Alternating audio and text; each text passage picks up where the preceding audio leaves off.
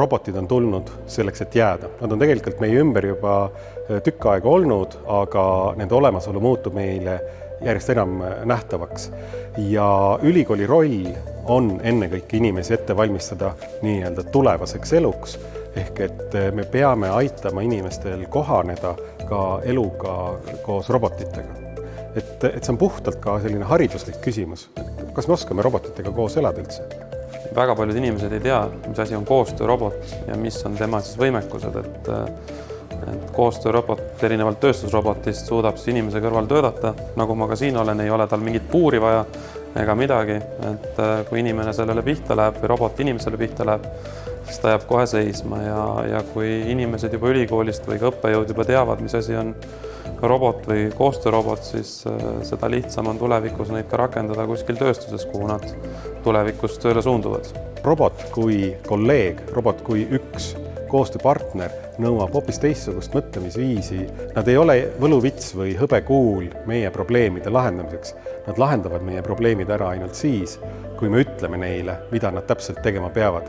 Inimesele annab see seda, et võetakse ära üksluine töö, kus sa pead tegema ühte ja sama rutiinset liigutust 8 tundi järjest ja saab teha võib-olla midagi huvitavamat, loovamat ja midagi, millega robot hetkel hakkama ei saa.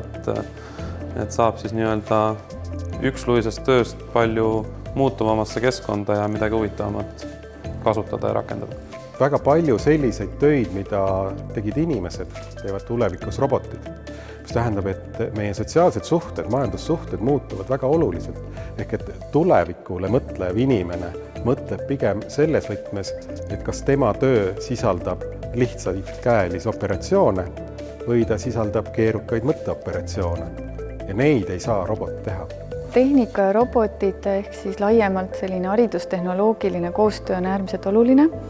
Et nii meie instituudi vaates kui terves ülikoolis tervikuna, ja võib-olla tooksin siin esile 2 aspekti, et Haridusteaduste Instituudis me just rõhutame haridusinnovatsiooni elluviimist koostöös koolide, lasteasutuste, kutsekoolidega ja seetõttu selline tehnoloogia kaasaegne käsitlemine ja arusaamine sellest on äärmiselt oluline, et kuidas seda õppimises ja õpetamises parimal viisil kasutada.